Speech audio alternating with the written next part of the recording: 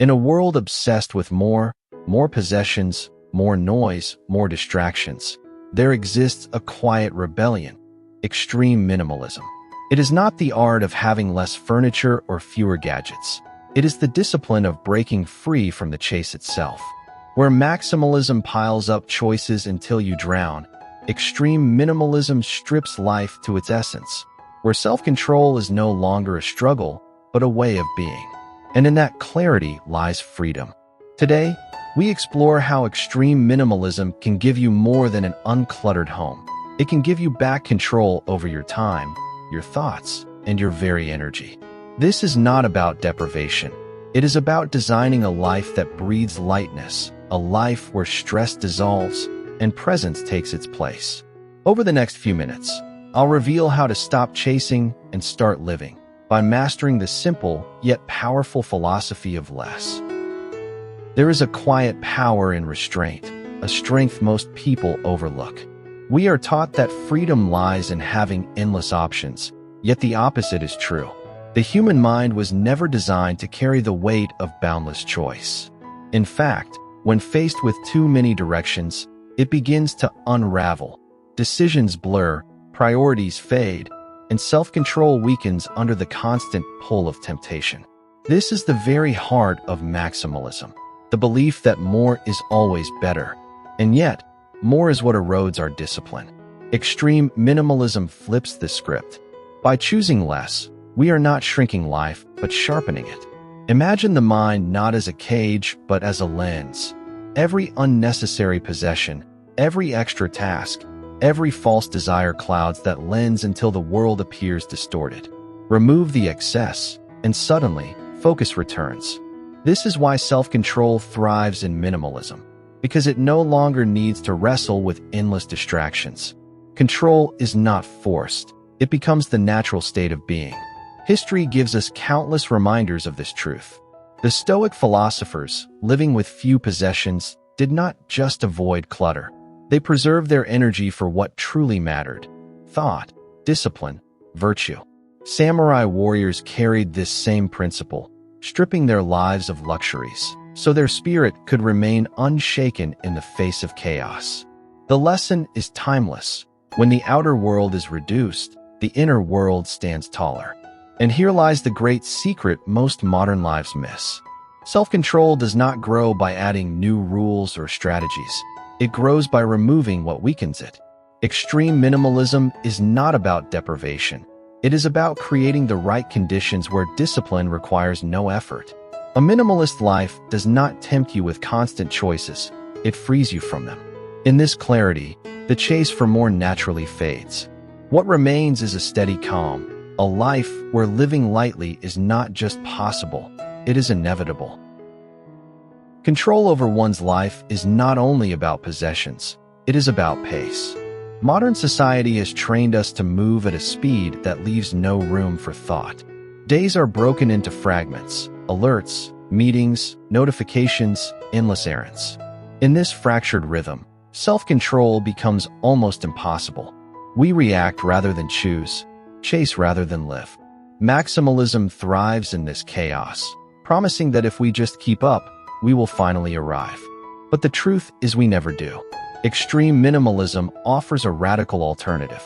It restores rhythm to life by removing the artificial pace set by consumer culture. When you own less, you do less maintaining, less chasing, less explaining. Suddenly, time is no longer dictated by what you own or what you must manage. Instead, it bends back toward the natural flow of your body, your mind, your intentions.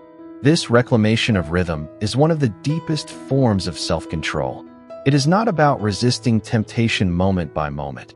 It is about designing a tempo that temptation cannot reach. Consider how past generations lived by the steady rhythm of daylight, seasons, and community. Their self-control was not forced through rigid willpower, but shaped by a world with fewer false urgencies. Contrast that with today, where every app and advertisement competes for your attention, pushing you to respond instantly. Minimalism interrupts this cycle. By reducing what enters your life, you regain the authority to decide the beat of your own existence. And here is where the transformation happens. When you slow the rhythm, you heighten awareness. Choices become deliberate rather than automatic. Eating, working, resting, all align with intention rather than impulse. The stress that once felt inevitable begins to dissolve, not because the world has changed, but because you no longer live at its speed. This is the overlooked power of extreme minimalism. It does not just clear your space, it clears the tempo of your days. And in that restored rhythm, self-control is no longer an effortful act, but a natural flow, guiding you toward a life lived fully, freely, and without the chase. One of the greatest thieves of self-control is not temptation itself, but comparison. From the earliest moments of the day, we are confronted with images of how others live. Larger homes, faster cars, endless wardrobes, and curated lives that whisper, "You should want more." This is the silent engine of maximalism. It keeps us chasing not because we truly need, but because we fear falling behind. And in this chase, self-control dissolves into constant restlessness. Extreme minimalism severs these strings. When you reduce your life to only what serves your purpose, you no longer play by the rules of comparison. Your possessions stop being measurements against another's wealth.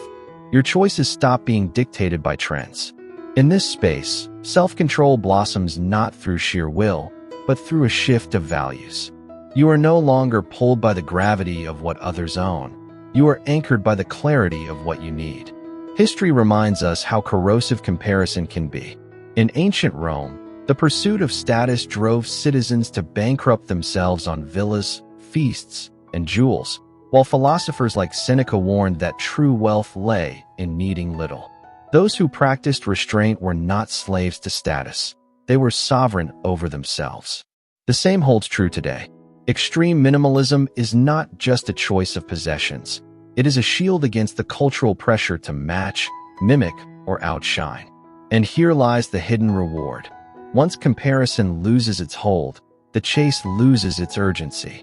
You no longer reach for the next purchase to keep up appearances. Self-control becomes effortless because your sense of worth is no longer external. It is rooted in sufficiency. This is a liberation far deeper than decluttering a room. It is decluttering the mirror through which you see yourself. Extreme minimalism, then, is not just about living with less. It is about living without the endless reflection of others' desires. And in that absence, you discover a rare strength, the ability to stop chasing and to start living on your own terms. There exists in the natural world a phenomenon so quiet, so easily missed, that it almost resists our attempts to notice it. A seed buried beneath the soil does not announce its labor. It does not strain with noise or display.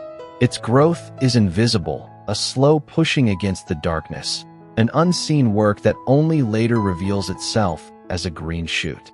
In this silent persistence lies a truth we so often overlook. The most transformative work of our lives may never be seen by others, nor even recognized by ourselves until long after it has taken root. The discipline of invisible effort is not glamorous, but it is essential to becoming our fullest selves. We live in a culture that rewards visibility, where effort feels wasted unless it can be measured, photographed, or praised. Yet life does not obey this economy of recognition. A river carves valleys not by spectacle, but through centuries of unseen abrasion. The air itself carries out a ceaseless exchange of oxygen and carbon, sustaining every breath we take without asking for thanks. There is wisdom in this silence, a reminder that the most profound forces are those that labor without the need for applause. To cultivate invisible effort is to align ourselves with this quiet order, to learn patience, to endure without constant reassurance, and to trust that growth is occurring even when no one is watching. And so we must learn to lean into those hidden labors of the mind and spirit. When we choose to refine our thoughts rather than broadcast them, when we sit with discomfort instead of masking it, when we resist the easy indulgence for the sake of a longer horizon, we are practicing a discipline that the world may never notice, but one that shapes us all the same. It is a kind of craftsmanship that takes place in silence, the unseen stitching that holds together the fabric of a meaningful life. And just as the seed finally breaks through the soil to greet the sun, so too will these quiet labors reveal their strength in time, not with noise, but with a steady and enduring presence. In the twilight hours, when the day has surrendered its noise, the world shifts into a realm where shadows stretch long and still. They do not rush, they do not compete. They simply rest upon the earth with quiet dignity. Yet within their silence lies an astonishing truth. Shadows carry weight, not of substance, but of presence. They remind us that every life, every choice, casts an impression far beyond its visible form. The discipline of becoming the best version of ourselves is not only about what we do in the light, but also about the shadows we leave behind in silence. The human spirit, much like the landscape at dusk, is defined not only by what stands illuminated, but also by what lingers unseen. Consider the mountain, majestic in daylight. It grows more immense in shadow, its silhouette speaking with a power that light alone cannot give. So too in our own lives, the aspects we keep quiet, the decisions we make when no one is looking, carry a profound gravity. They shape the unseen atmosphere of who we are, the weight others feel without ever being able to name it. Our unseen choices, our unspoken acts of restraint, our quiet resilience in moments of doubt. These are the shadows of character, subtle yet enduring. In modern life, we are taught to fear shadows, to interpret them as absence or failure. Yet shadows are not absence, but evidence of form. They tell us that something stands solid, resisting the emptiness of light without depth. To honor the weight of still shadows is to embrace the parts of ourselves that do not demand attention, but hold quiet authority all the same. When we cultivate this recognition, we begin to live not for constant validation, but for integrity itself, for the unseen impression we leave on the soil of time. And in that shift, we learn that to become our truest self is not to shine without pause, but to balance the brilliance of light with the grounding gravity of shadow. As we draw this reflection to a close, let us pause to recognize that becoming the best version of ourselves is not a sudden transformation, but an unfolding, quiet, steady, and often unseen. Like rivers shaping stone or shadows stretching with the dusk, our growth takes place in moments the world may never applaud, but which ultimately define the depth of our character. The journey is not about chasing more, but about uncovering what has always been within us, waiting patiently for the space to breathe. If this exploration has stirred something within you, I invite you to continue the journey.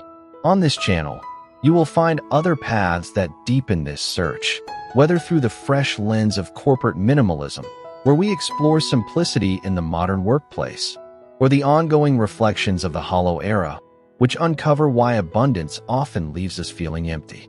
Each video and playlist is crafted to offer you not just knowledge, but perspective, a chance to walk further into the wisdom of minimalism, stoicism, and intentional living. So, I encourage you, don't let this moment of reflection end here. Wander through the playlists, discover new ideas, and allow them to meet you where you are. Perhaps you will find clarity, perhaps challenge, but always, you will find a space carved for growth. The journey toward becoming the truest version of yourself continues, waiting for you in the stories still to be told.